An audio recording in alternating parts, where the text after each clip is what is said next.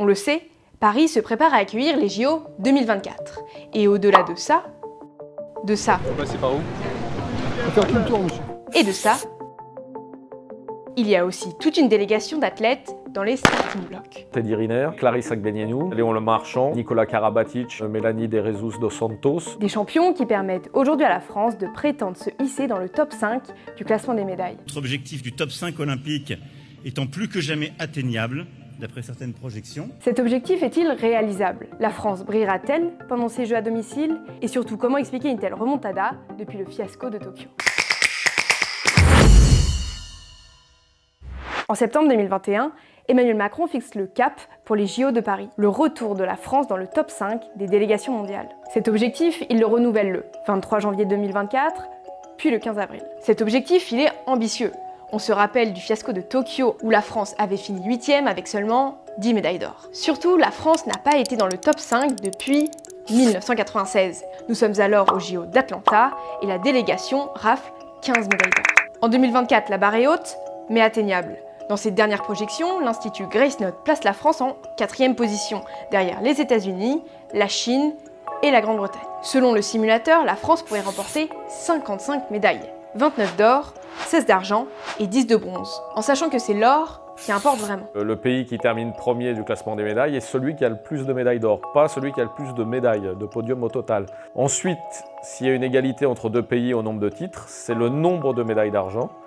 Et ensuite, le nombre de médailles de bronze, donc en gros le nombre de médailles au total. La délégation française, elle peut prétendre à autant de médailles pour différentes raisons.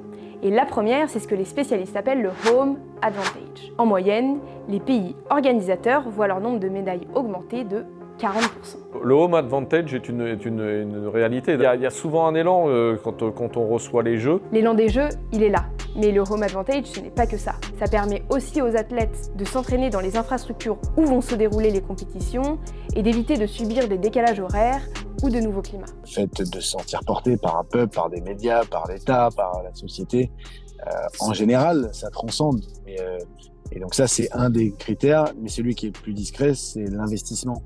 C'est-à-dire que tous les athlètes, quand ils performent à la maison, c'est aussi parce que c'est une période où ils n'ont jamais été autant accompagnés. Depuis les JO de Rio en 2016, le budget de l'État en soutien à la haute performance, il a augmenté de 68%. Pour les athlètes, ça veut dire de meilleurs salaires et des meilleures conditions d'entraînement. D'ailleurs, l'un des objectifs de l'Agence nationale du sport, créée en 2019, est de faire en sorte qu'aucun des athlètes qualifiés pour les JO ne vive sous le seuil de pauvreté. En 2024, son budget est de 114 millions d'euros. En 2016, vous aviez 40% des athlètes olympiques, pas paralympiques, qui vivaient sous le seuil de pauvreté. Aujourd'hui, il n'y a pas un athlète, et sur les listes de sport de haut niveau élite, qui n'a pas un minimum garanti de 40 000 euros. En fait, que vous êtes sportif de haut niveau et que le matin, vous devez vous lever à 5 h du mat pour aller vous entraîner avant d'aller travailler, faire un boulot pour gagner votre vie, que vous allez à la pause déjeuner, vous entraînez, que vous retournez travailler, versus des athlètes qui, eux, sont professionnels et s'entraînent juste toute la journée sans aucune contrainte, qui n'ont pas peur de comment boucler leur fin de mois et compagnie, ça n'a rien à voir dans la performance. Troisième raison qui expliquerait que la France fasse une remontada,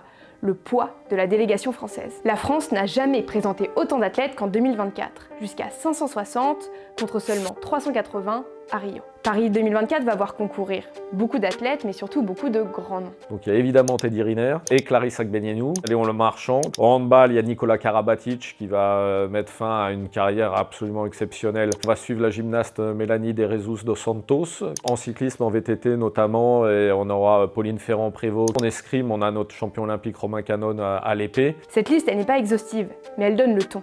Elle permet de comprendre pourquoi la France a des chances de rafler des médailles dans 23 disciplines. Toujours selon l'Institut Grace Note. Alors, la discipline où la France sera le plus attendue sur ces Jeux Olympiques, ça sera forcément, je pense, le judo. Très clairement, l'équipe de France, notamment féminine, il y a 7 catégories au judo, donc il y a 7 représentantes françaises, puisqu'on a le droit maximum qu'il y a une représentante par catégorie.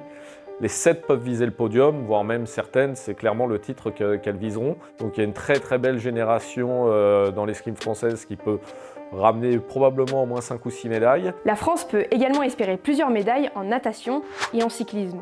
Pas de grande surprise. Ce sont des sports où la France a l'habitude de performer. Mais des espoirs sont aussi permis dans d'autres disciplines, comme le surf, le tennis de table ou l'escalade. Et en paralympique aussi, les espoirs sont grands. Pour les Jeux paralympiques, l'objectif est fixé, c'est le top 8. Je vais presque dire que je suis plus confiant sur l'objectif fixé pour l'équipe de France paralympique que pour l'équipe de France olympique. Je pense que l'équipe de France paralympique peut faire au moins dans les 8 premiers, voire même un top 6, ça ne serait pas inaccessible. En natation, super chance de médaille. Je pense à Alex Portal, tennis de table.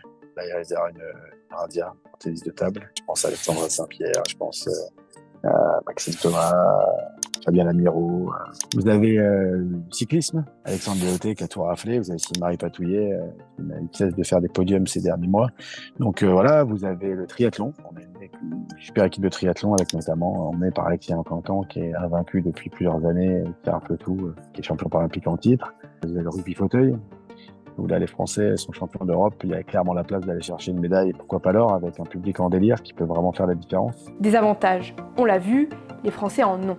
Reste à voir ce qu'ils offriront aux yeux du monde entier le 26 juillet prochain.